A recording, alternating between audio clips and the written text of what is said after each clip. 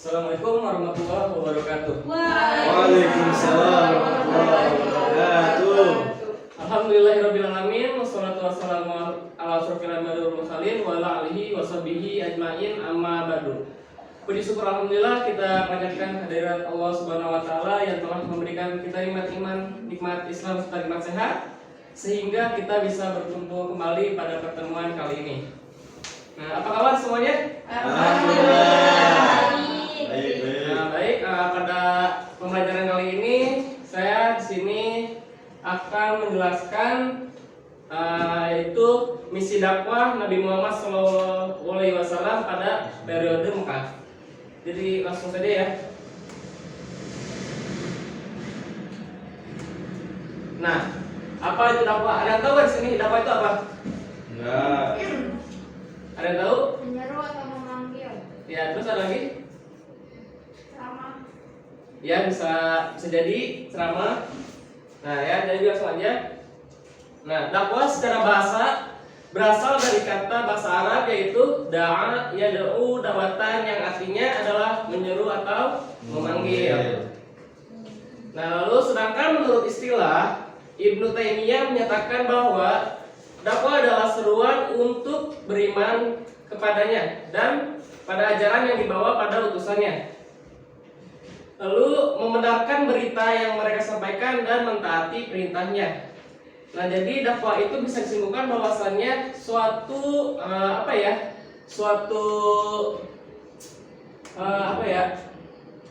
ketika kita melakukan suatu ibadah untuk menyeru atau memanggil, ya. Lalu selanjutnya,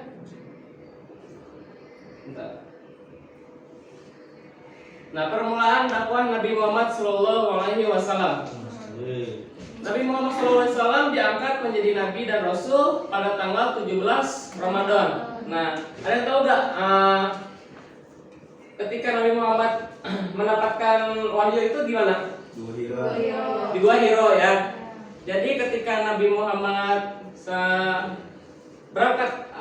berangkat untuk mendiri atau beribadah kepada Allah di Gua Hiro, lalu datanglah malaikat Jibril.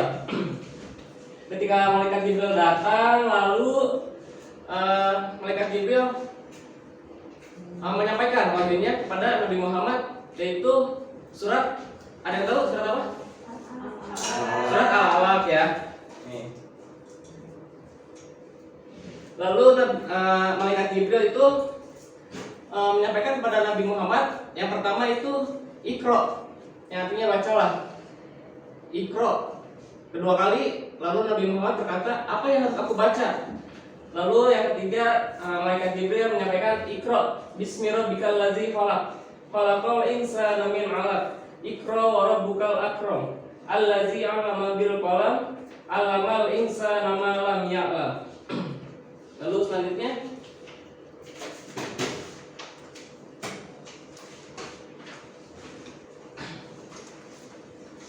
nah, masa antara turunnya wahyu pertama dan wahyu kedua itu sering disebut dengan masa fatrah atau terputus atau lemah ya. Jadi ketika wahyu yang pertama ini turun, nggak langsung wahyu kedua turun. Jadi ada masa jangka waktunya lah untuk menerima wahyu yang kedua ya. Nah, ketika Rasulullah berjalan pada masa fatrah ini, masa fatrah itu terjadinya sekitar 30 sampai 40 hari. Nah, ketika Rasulullah berjalan, Rasulullah mendengar gemuruh suara langit. Kalau kata kita itu kayak geruduk ya, kayak petir. Nah, lalu Rasulullah melihat malaikat Jibril di atas langit, yaitu antara langit dan bumi ya. Nah, mengingat peristiwa wahyu yang pertama turun, Rasulullah itu bergegas pulang ke rumahnya dan untuk menyuruh Siti Khadijah itu Siti Khadijah yang tahu siapa? Istri Nabi ya, istri Nabi. Nah, istri Nabi ketika menyuruh Siti Khadijah itu untuk menyelimuti Nabi Muhammad. Nah, ketika diselimuti, lalu turunlah wahyu yang kedua, yaitu pada Quran surat Al-Mudaththir ayat 1 sampai 7. Ada yang bisa bacain nggak? Vika bisa baca? Bisa bacain?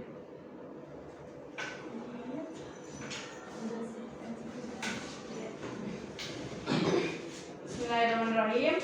Ya ayyuhal mudaththir qum fa'anzir wa rabbaka fakabbir wa thiyabaka wa fatahhir wa rijza fahjud wa la tamnun tastakbir wa li rabbika fasbir.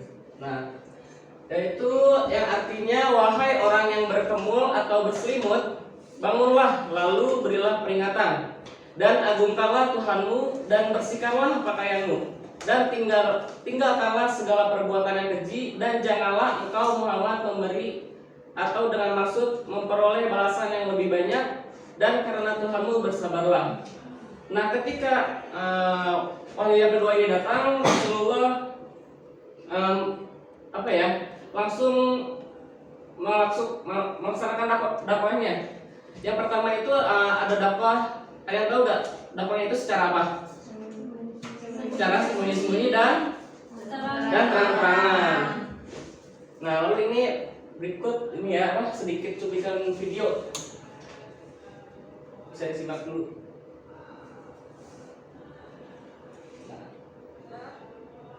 Dakwah secara sembunyi-sembunyi semua.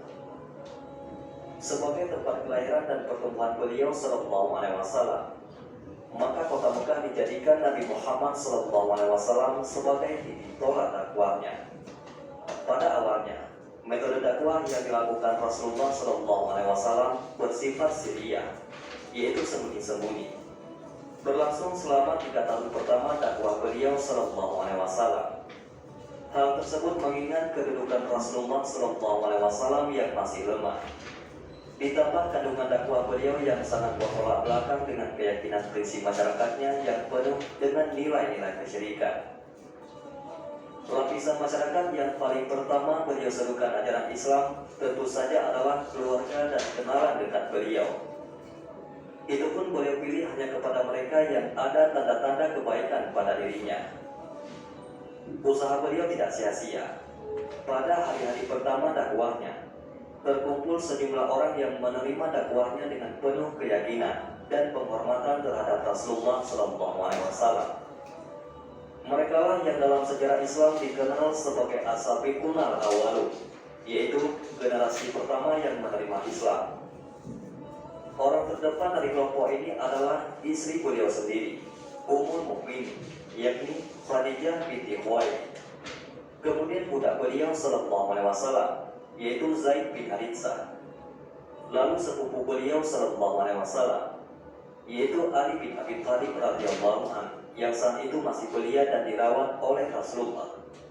Kemudian sahabat dekat beliau, yaitu Abu Bakar As-Siddiq radhiyallahu anhu. Abu Bakar As-Siddiq radhiyallahu anhu setelah masuk Islam, beliau langsung turut serta berdakwah.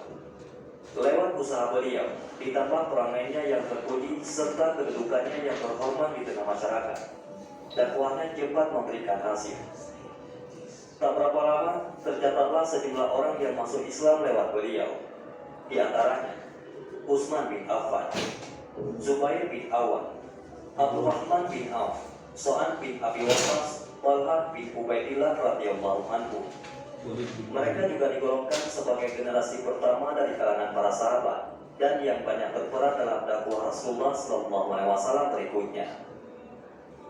Kemudian satu demi satu masyarakat Quraisy masuk Islam, seperti Bilal bin Rabah, Abu Ubaidah Amir bin Jarrah, Abu Salamah bin Abdul Al-Asad, Arqam bin Abi Arqam, Utsman bin Mas'ud, Fatimah binti Khattab, yakni saudara perempuan Umar bin Khattab.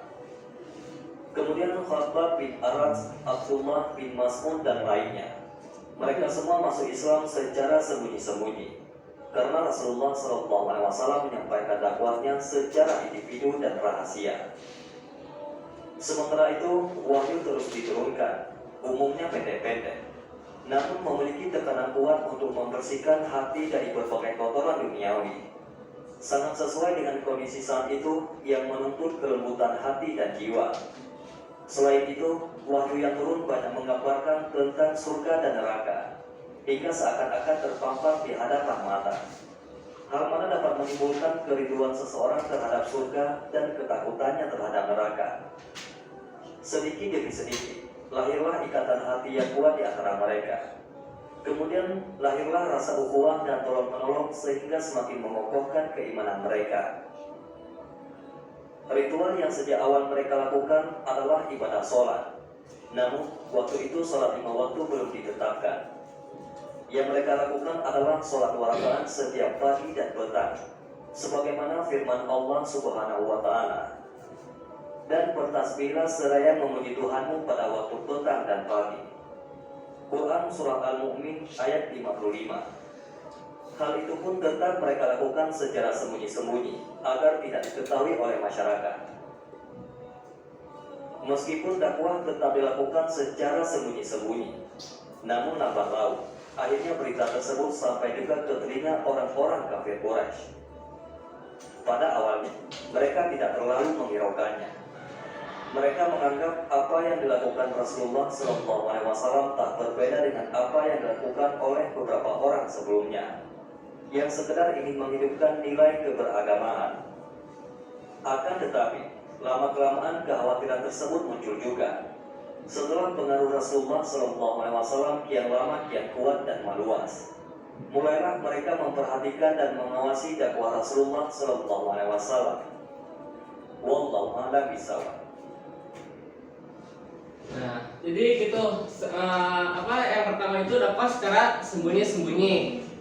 Nah, dakwah secara sembunyi-sembunyi ini berlangsung selama 3 sampai 4 tahun. Nah, ketika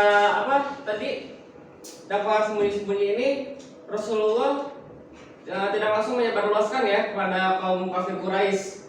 Jadi kepada keluarga-keluarga atau kerabat-kerabat yang terdekatnya ya.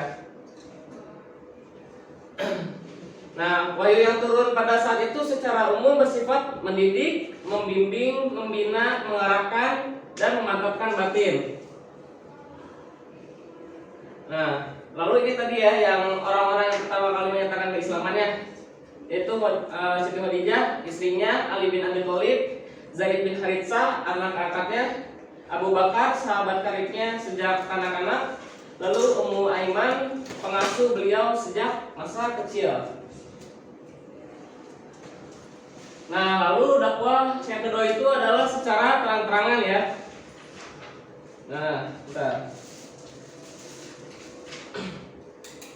Dakwah secara terang-terangan ini wahyu yang memerintahkan kepada Rasulullah untuk melakukan dakwah secara terang-terangan ini kepada masyarakat. Allah berfirman dalam Quran surat Al-Hijr ayat 94, Fasda'u bima tu'maru wa asrid 'anil musyrikin. Yang artinya, maka sampaikanlah Muhammad secara terang-terangan segala apa yang diperintahkan kepadamu dan berpalinglah dari orang yang musyrik. Nah, ketika Rasulullah mendapatkan wahyu dari Allah seperti ini, lalu Rasulullah dan kaum kafir Quraisy yang sudah masuk Islam itu melakukan hijrah di Mekah. Lalu ada yang tahu nggak perilaku kaum kafir Quraisy itu pada kaum Nabi Muhammad itu seperti apa? Ada yang tahu? Ada yang tahu? Nggak ada ya. Jadi tindakan kepada kaum Nabi Muhammad itu kaum kafir Quraisy itu melakukan tindakan seperti melempar batu terus menghadang Nabi Muhammad untuk masuk ke Mekah dengan seperti membakar jalanan untuk agar tidak bisa masuk ya, Lalu Rasulullah dan kaumnya itu memaksa masuk untuk memasuki Mekah. Lalu Nabi Muhammad itu melakukan hijrahnya di Mekah. di tengah meningkatnya kekejaman pemimpin kafir Quraisy, Hamzah bin Abdul Muthalib dan Umar bin Khattab, dua orang kuat kafir Quraisy itu masuk Islam ya. Nah setelah berapa lama bentar.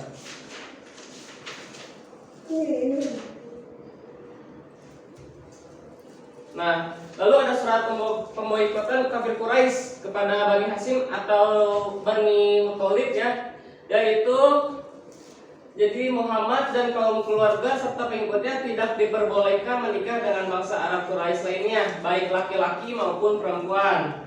Lalu Muhammad dan kaum keluarga serta pengikutnya tidak boleh mengadakan hubungan jual beli dengan kafir Quraisy lainnya. Lalu Muhammad dan kaum keluarga serta pengikutnya tidak boleh bergaul dengan kaum Quraisy lainnya. Lalu kaum kafir Quraisy tidak dibenarkan membantu dan menolong Muhammad, keluarga ataupun pengikutnya. Nah, jadi pada saat itu kaum kafir Quraisy itu benar-benar memusuhi kaum Nabi Muhammad.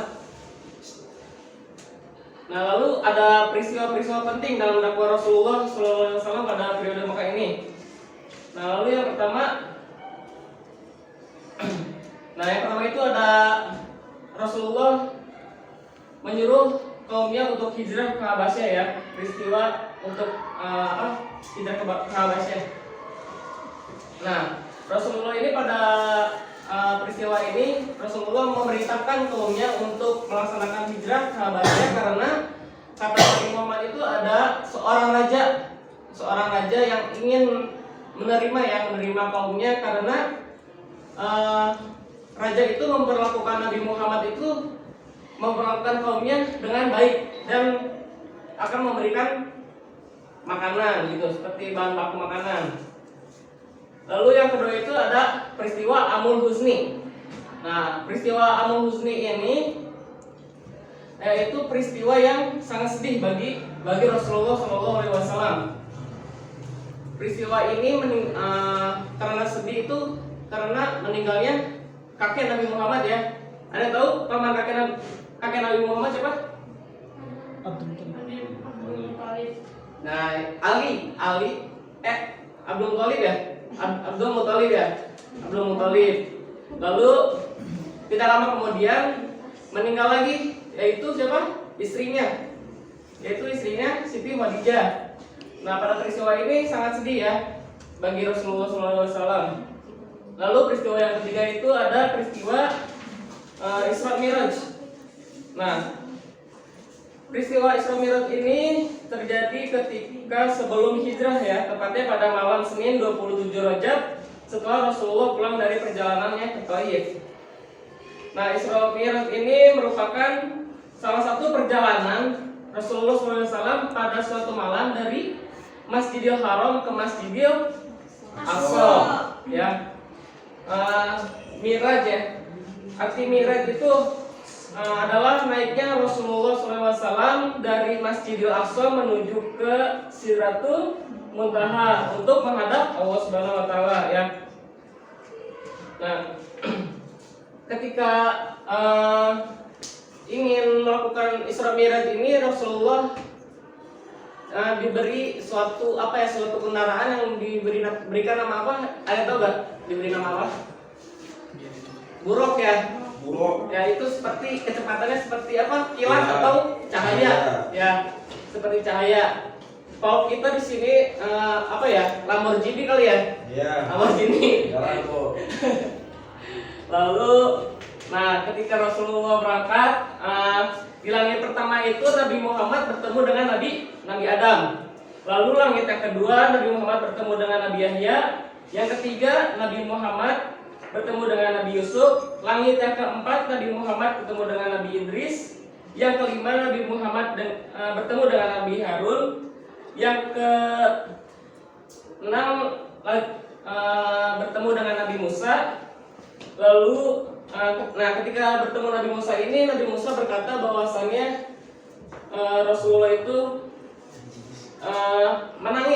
menangis karena ada seorang pemuda yang diutus sesudahku yang masuk surga bersama umatnya dan lebih banyak jumlahnya daripada umatku yang masuk surga. Nah, lalu yang langit ketujuh itu Nabi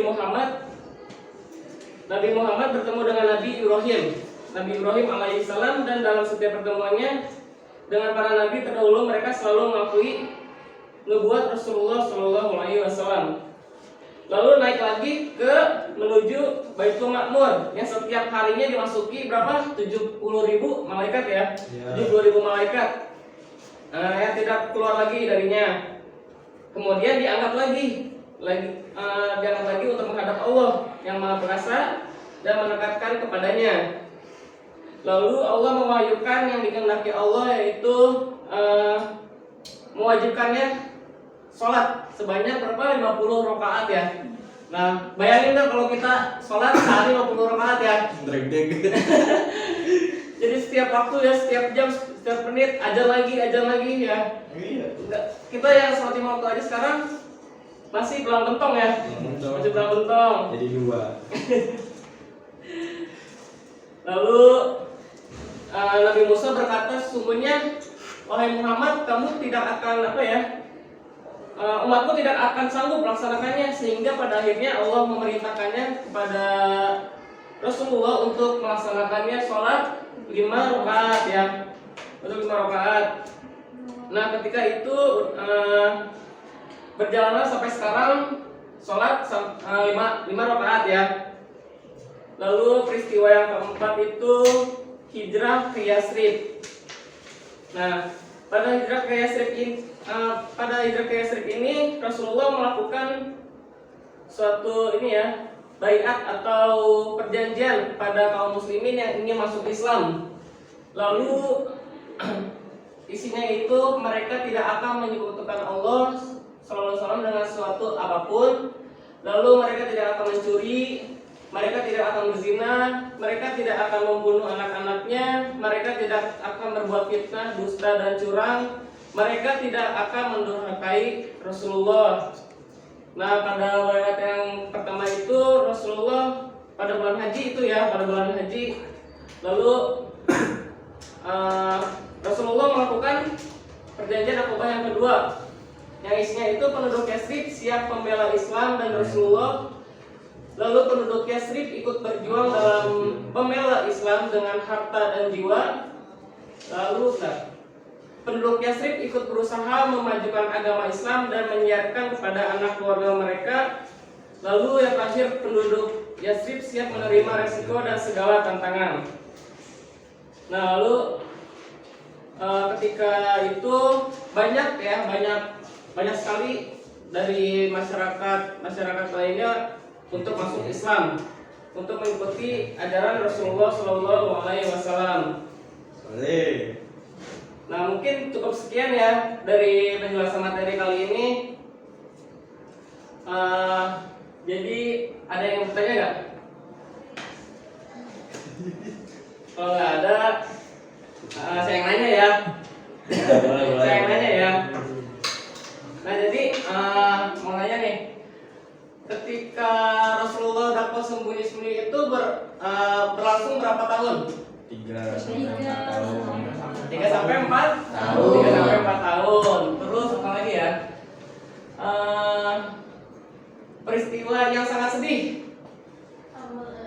Ketika istri Rasulullah meninggal. Ya, iya benar. Ketika Rasulullah, istri Rasulullah dan apa? Dan kakeknya ya. Kakeknya. Dan kakeknya Rasulullah meninggal. Lalu apa lagi ya?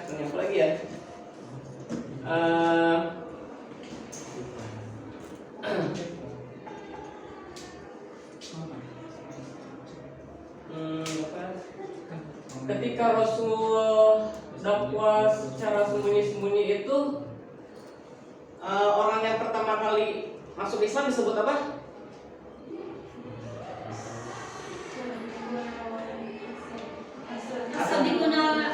Asabikuna awalun.